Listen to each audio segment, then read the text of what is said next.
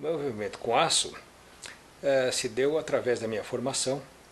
Eu estudei metalurgia na Escola Politécnica aqui de São Paulo e mesmo um pouco antes de me formar, comecei a trabalhar dando assistência técnica a aços vilares, na venda de aços vilares, já que naquela ocasião o conhecimento dos vendedores em termos de metalurgia, especificamente nos aços especiais, que era aquilo que a gente produzia naquela ocasião, era muito pequeno. Então eu trabalhei como assistente de vendas, ia conhecer os fregueses, me formei e assim que me formei comecei a trabalhar na área de pesquisa, como pesquisador. Foi talvez a fase mais divertida da minha vida, onde eu comecei a usar os conhecimentos que eu tinha adquirido em novos tipos de equipamentos na fabricação do aço especial. A companhia que eu trabalhava era Aços Vilares, que era uma companhia formada pelo meu pai e que começou com um setor de fundição de elevadores Atlas S.A., porque a história das nossas empresas começou com elevadores. No tempo da guerra era impossível importar peças, então meu pai e outros naquela ocasião fizeram uma fundição e uma forjaria atrás da própria fábrica de elevadores, e aí nasceu, foi um núcleo de Aços Vilares. Aços Vilares que depois se tornou uma empresa independente, uma empresa aberta, com capital inclusive aberto, e que teve um grande desenvolvimento nos anos 50, depois que iniciou-se a indústria automobilística. Então, o início do meu desenvolvimento foi esse. Depois da área de pesquisa, eu passei a ser o gerente da fundição de Aços Vilares. Em seguida, fui convidado a ser o diretor técnico da companhia. Depois disso, teve uma mudança assim, muito radical, porque fui convidado para participar da área comercial. Então, fui diretor comercial. Em seguida, eu passei diretamente a vice-presidente de operações de todas as empresas do Grupo Vilares, que eram não só a parte siderúrgica, mas também elevadores, a parte de equipamentos pesados, motores, etc. E daí cresceu a empresa. A venda de aços especiais era extremamente técnica, porque o aço especial é um aço destinado a uma aplicação de natureza técnica, de alta tecnologia, né? Seja ele para uma indústria automobilística, seja ele para fabricar uma ferramenta, seja um aço inoxidável.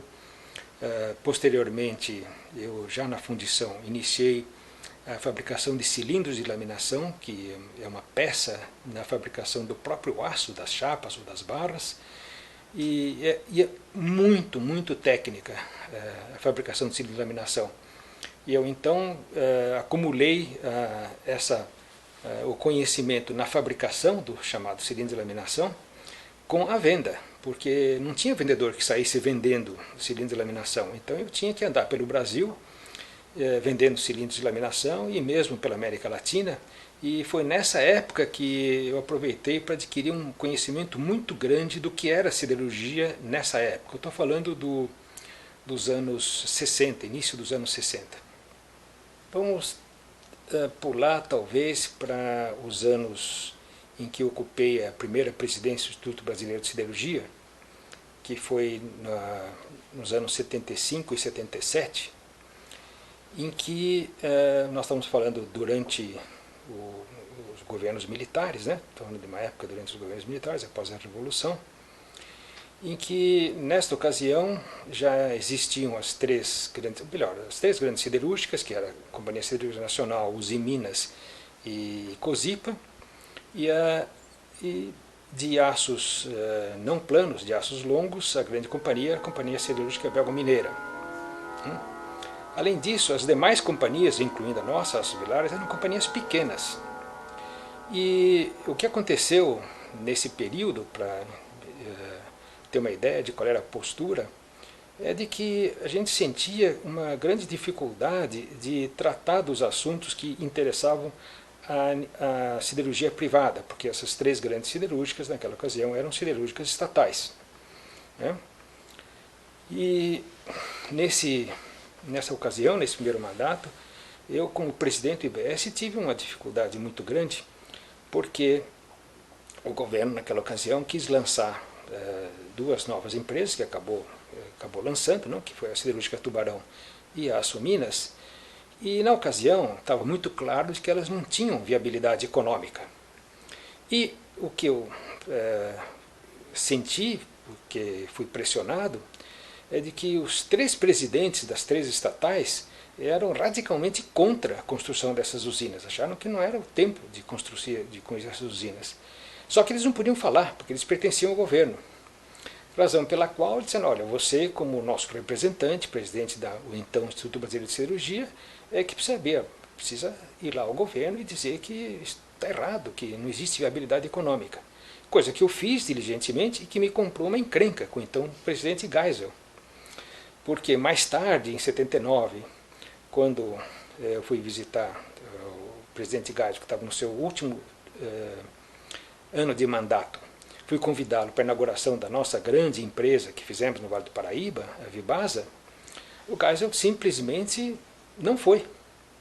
E sem avisar. Chegou no dia, eu adiei a inauguração, porque não tive a confirmação dele. Quem inaugurou a empresa foi o presidente Figueiredo. E no dia que seria a inauguração, ele mandou um telegrama desejando sorte, etc, etc. Mas isso me custou um preço muito caro. Quer dizer, como líder naquela ocasião da siderurgia, me custou um preço muito caro. Isso para mostrar um pouco qual era o ambiente. Era um ambiente muito difícil, muito carregado. A tal ponto que, um pouco depois que eu deixei esse primeiro mandato, essa liderança no Instituto Brasileiro de Siderurgia, nós fundamos a ASP, Associação de Siderúrgicas Privadas, que foi em 1977, se eu não me engano, né, para procurar, dentro da ASP, tratar daqueles assuntos que interessavam especificamente as siderurgias privadas. O IBS sempre tratou dos interesses econômicos de uma forma abrangente, né, da siderurgia no Brasil, estatísticas e estudos específicos, divulgações, congressos, assim por diante. Mas quando havia algum conflito em que o Instituto não podia tratar, então ficava complicado. E a gente então instituiu a ASP como uma entidade que pudesse tratar daqueles assuntos específicos de interesse da iniciativa privada. Por exemplo, um bom exemplo é preços, né? Quando chegamos um pouco depois, na década de 80, que foi talvez a década mais complicada, né, depois do primeiro choque de petróleo em 79, a chamada década perdida, aí ficou muito claro, quer dizer, na hora que a gente tinha que lidar com o controle de preços, com assuntos que eram de interesses específicos das siderúrgicas privadas, né, o IPS não podia, não tinha essa possibilidade, não tinha essa, né, autonomia para mexer com isso. Então a ASP se mostrou realmente muito importante. Mas o fato de nós termos tido que criar a ASP mostra esse conflito, essa dificuldade, não é bem conflito, mas a dificuldade que existia, né? A gente tinha certos assuntos que a gente sentia que, ao tratar no IBS, antes da fundação da ASP, constrangia os presidentes das indústrias estatais, das três grandes, né? Razão pela qual, com total compreensão deles, nós fundamos a ASP. O problema do preço, nessa época mais tumultuada, não se pode colocar como sendo um problema de preço, porque o preço era controlado, né? Nós estamos falando de momentos bem antes dos planos de estabilização econômica, planos esses, vários planos sucessivos, que não deram certo, né? Se mostraram totalmente ineficientes no sentido de buscar uma estabilidade econômica. Portanto, a questão de dizer que o preço era competitivo ou não, nem existia, porque o preço era controlado, né? A pergunta é se nós tínhamos custos que nos tornariam competitivos ou não. É outra pergunta mais complicada, mas de uma forma geral eu digo sim.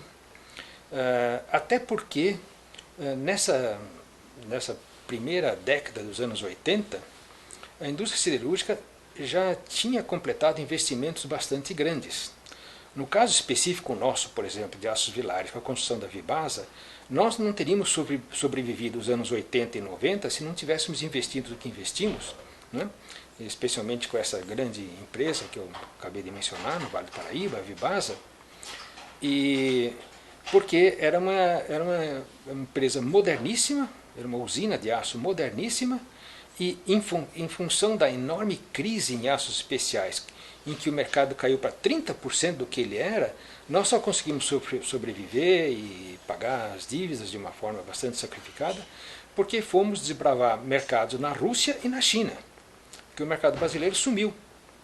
Então, para lhe responder, por exemplo, no nosso caso, se nós podíamos exportar para a Rússia e para a China, com câmbio na medida que existia, era porque nós éramos competitivos.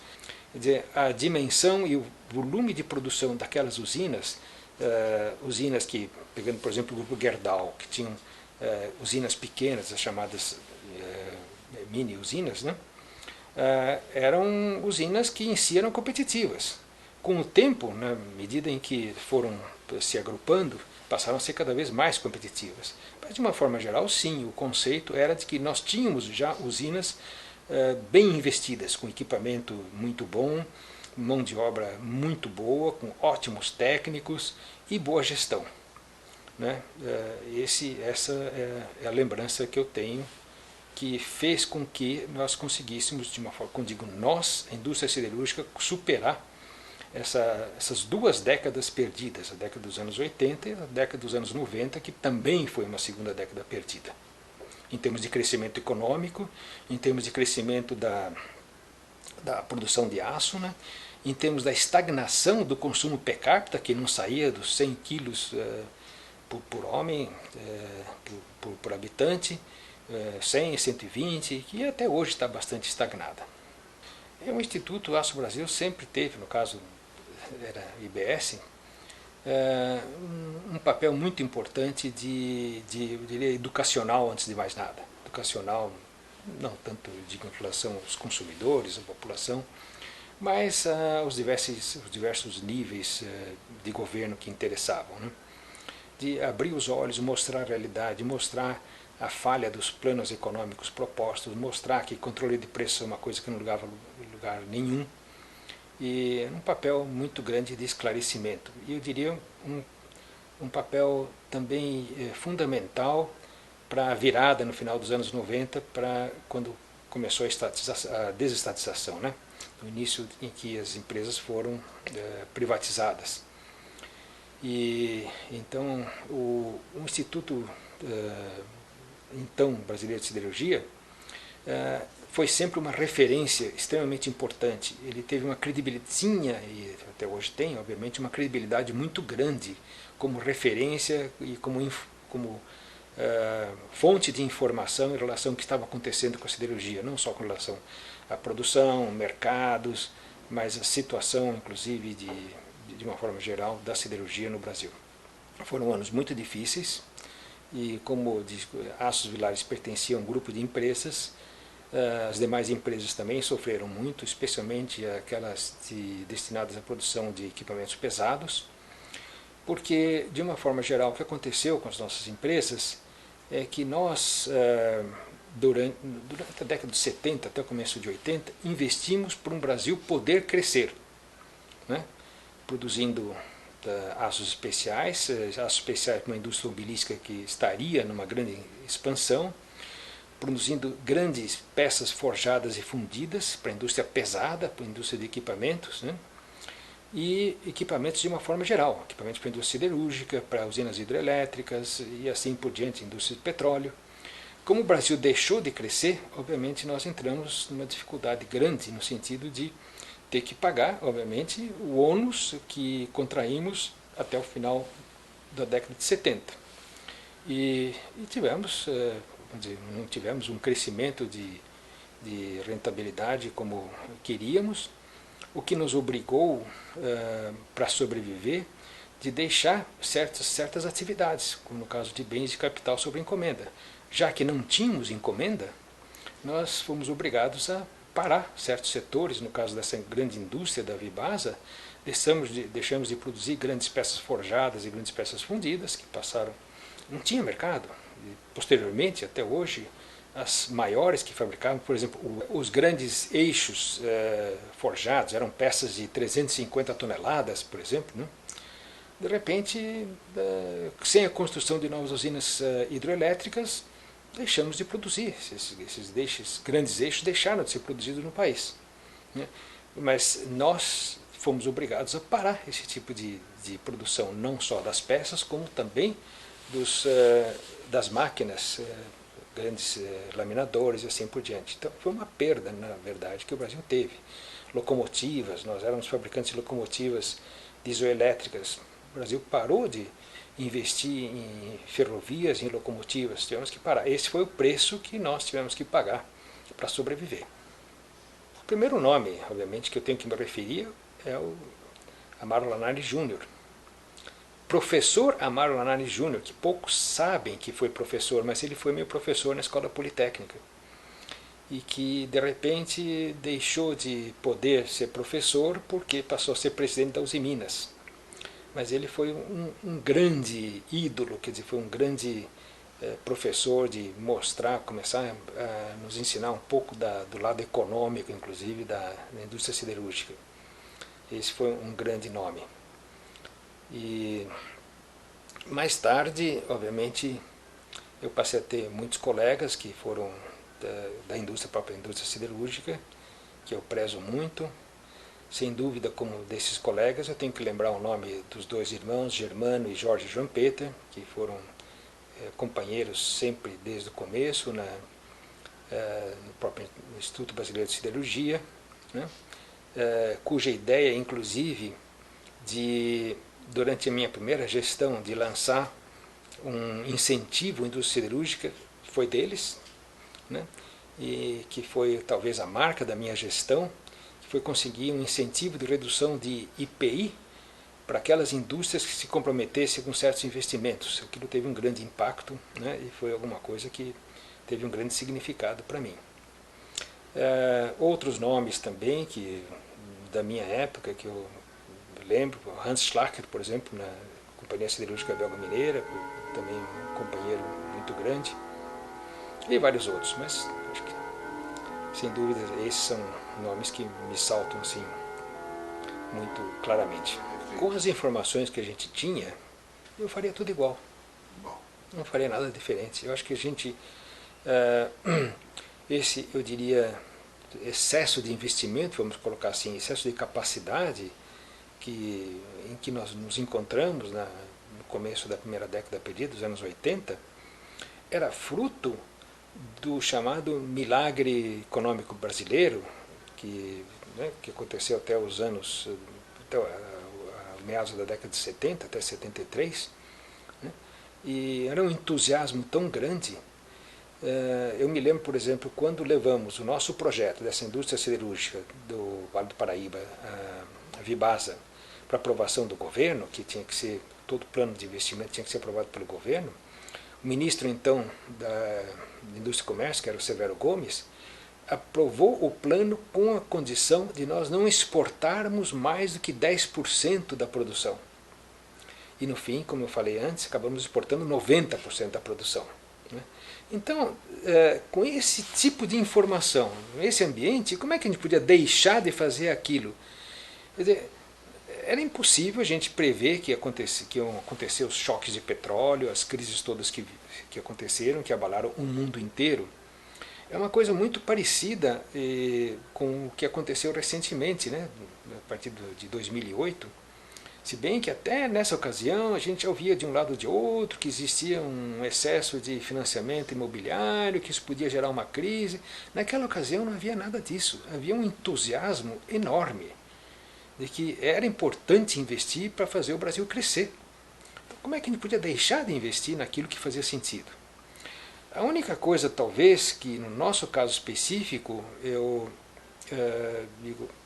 faria hoje diferente, porque tenho mais convicção. Naquela ocasião, até era uma coisa que era mais uma intuição, é que o Brasil viveu um tempo grande demais, eu acho que uma economia fechada, em que a gente importava tecnologia, produzia aqui, produzia de uma forma semelhante àquilo que era feito lá fora, o produto em si era um produto semelhante, para não dizer igual, e em termos de qualidade, mas em termos de competitividade, pelo fato da tecnologia ser uma tecnologia importada, não era a mesma situação. Isto não aconteceu de uma forma geral na indústria siderúrgica, por quê? A indústria siderúrgica, como exportava, nós, por exemplo, em Aços Vilares, exportávamos para mais de 60 países. Nós tínhamos que ter uma tecnologia própria. Então, no início da nossa empresa, a gente importava a tecnologia, depois disso nós tínhamos laboratórios de pesquisa e desenvolvimento e tínhamos tecnologia própria. Mas, nas outras empresas, nossas empresas de bens de capital, etc., como não existia um volume de produção suficiente para incorporar tecnologia, para desenvolver tecnologia, na hora em que se abriu a economia do jeito que ela abriu, obviamente, a gente não tinha competitividade em termos de tecnologia. Eu tinha essa intuição de que nós não deveríamos estar tão diversificados em produtos, em produzir produtos ou equipamentos nos quais a gente dependesse tanto de tecnologia importada. E isso, eu diria, eu acho que uma coisa que eu me arrependo na vida é não ter seguido mais intuições. Se eu tivesse seguido mais intuições, talvez o futuro tivesse diferente. Mas isso é uma coisa que a gente só aprende com o tempo, né? Não tem muito jeito. A mão de obra brasileira é excelente, é muito boa. O trabalhador brasileiro é um trabalhador que gosta de trabalhar. Ele tem que ser reconhecido, obviamente, e deve ser reconhecido dentro de uma boa gestão, mas eu acho que esse nunca foi o problema, nunca foi uma deficiência de qualidade de mão de obra e mesmo de deficiência na gestão desta mão de obra. Temos técnicos excelentes, gestores excelentes, esse não foi o problema. O equilíbrio foi de uma forma de que era difícil eu convencer minha esposa de que eu não precisaria me dedicar mais tempo, quer dizer, não precisaria trocar quantidade de tempo por qualidade. Eu sempre achei que o tempo que eu tinha para dedicar à família, aos filhos, era um tempo de altíssima qualidade e que isso compensava o pouco tempo que eu dispunha. Não foi fácil. Não foi fácil porque, obviamente, e acho que isso é um problema recorrente, acho que essa é uma questão recorrente, né?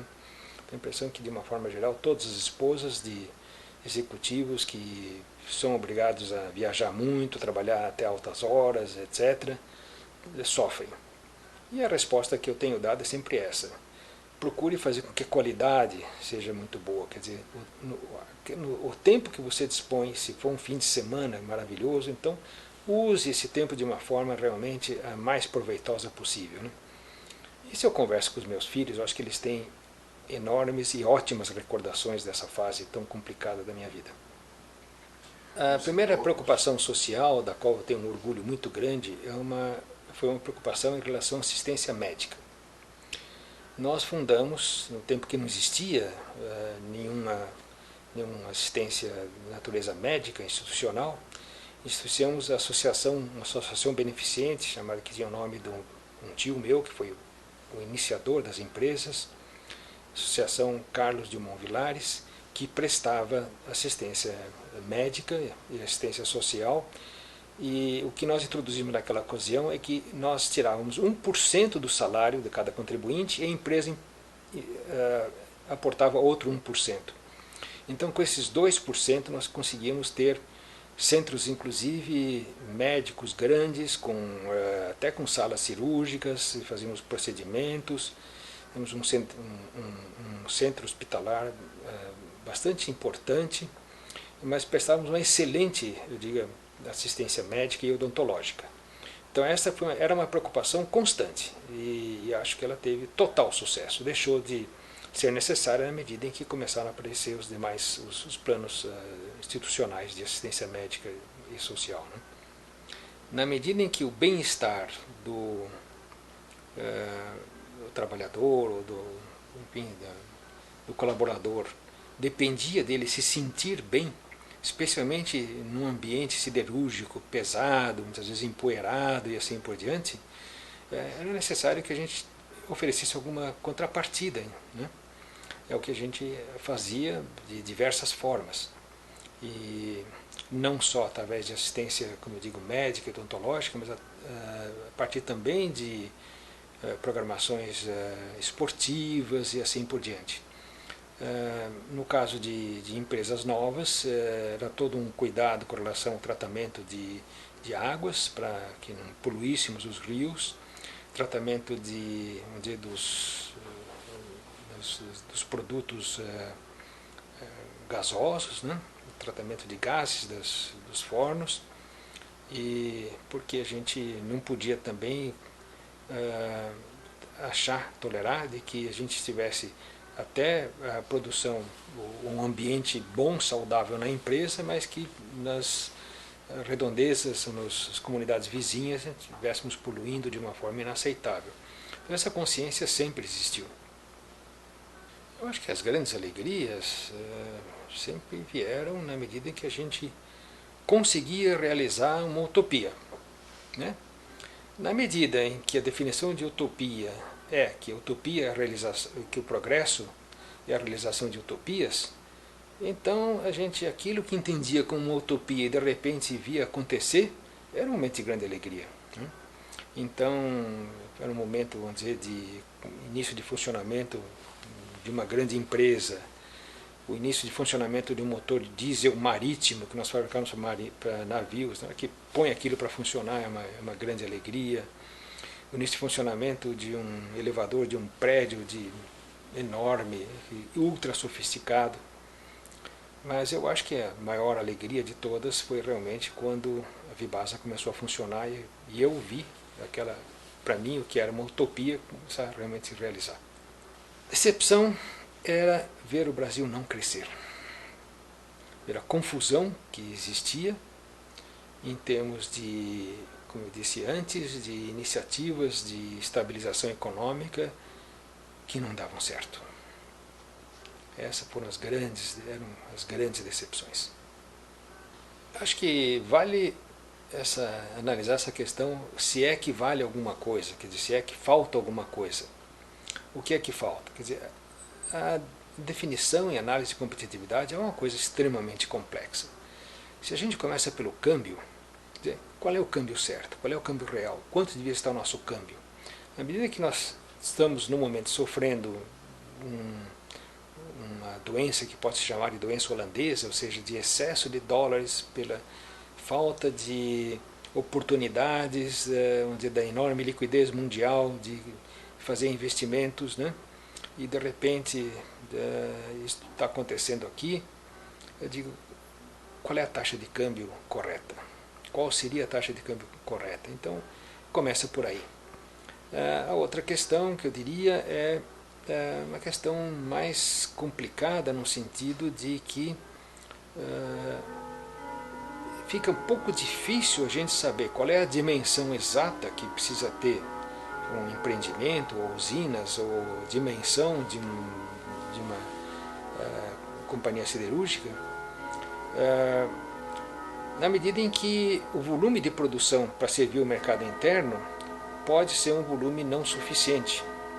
Então ele precisa equilibrar esse volume com exportação, e aí outra vez nós caímos na questão de câmbio. Então dizer que uma empresa é mais competitiva ou não é extremamente complicado hoje em dia.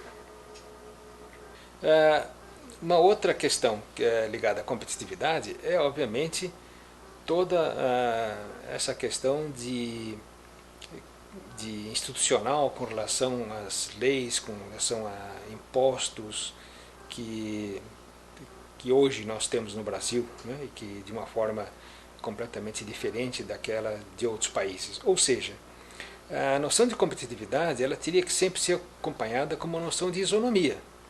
Então, com condições semelhantes a condições na média de outros países, né, a resposta é uma.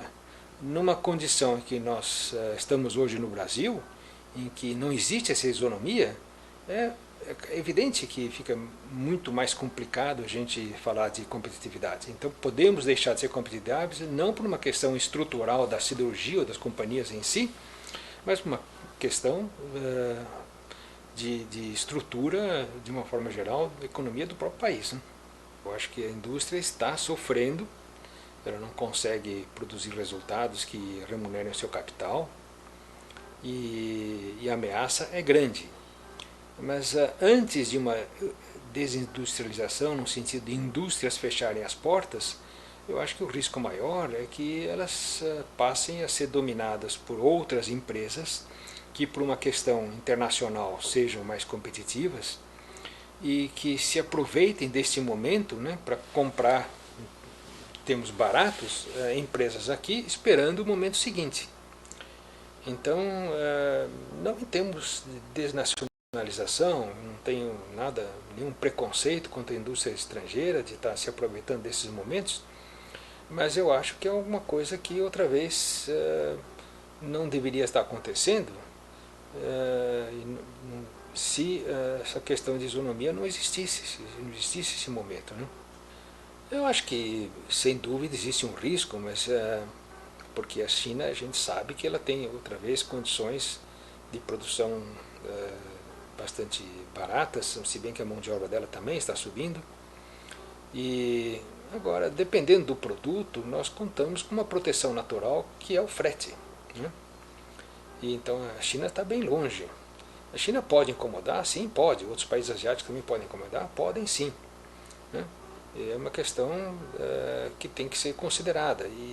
E acho também que qualquer protecionismo que for dado, que está sendo dado, tem que ser uma coisa muito bem pensada, porque todas as medidas protecionistas não podem ter um caráter estrutural, tem que ser alguma coisa temporária, alguma coisa que realmente responda à necessidade daquele momento em função de situações momentâneas. Eu acho que eu, primeiro, contribuí muito em lançar sementes para essa siderurgia que está aí hoje em dia, a siderurgia especialmente das companhias de Aços Vilares, que hoje em dia Aços Vilares estão com o Grupo Gerdau.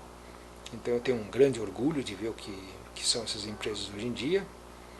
E numa segunda fase, quando eu passei a não ter mais uma vida executiva e que comecei a me dedicar à governança corporativa, também eu tenho a impressão que cumpri um dever bastante importante, porque todo o conhecimento que eu acumulei de governança de uma empresa que foi controlada pela família, eu consegui transmitir em grande parte e introduzir esse conceito de governança que, quando eu assumi a presidência do Instituto Brasileiro de Governança Corporativa, no início dos anos 2000, não era conhecido, e hoje em dia é alguma coisa amplamente conhecida, e esse Instituto Brasileiro de Governança Corporativa hoje é uma referência em termos de governança no Brasil e em muitos países do mundo. Então também considero que foi uma missão cumprida com muito êxito. Eu acho que o futuro do aço brasileiro está assegurado. Temos empresas muito modernas, equipamentos muito modernos, claro que nada é perfeito, e estava até recentemente conversando com minha esposa, dizendo que da questão dos gargalos, quer dizer, a gente sempre, a indústria sempre vive de gargalo, a gente resolve um gargalo, aparece outro e assim vai, né? Então não existe uma situação perfeita, dizer, temos uma indústria perfeita com nenhum gargalo, não existe. Mas de uma forma geral, temos uma indústria que está muito bem investida, moderna e com excelente gestão. Uma dúvida que só o investimento em si não resolve. A gestão é absolutamente fundamental. Mas ela existe e é por isso mesmo que temos empresas hoje que extrapolaram as fronteiras nossas, estão pelo mundo e estão fazendo bonito pelo mundo.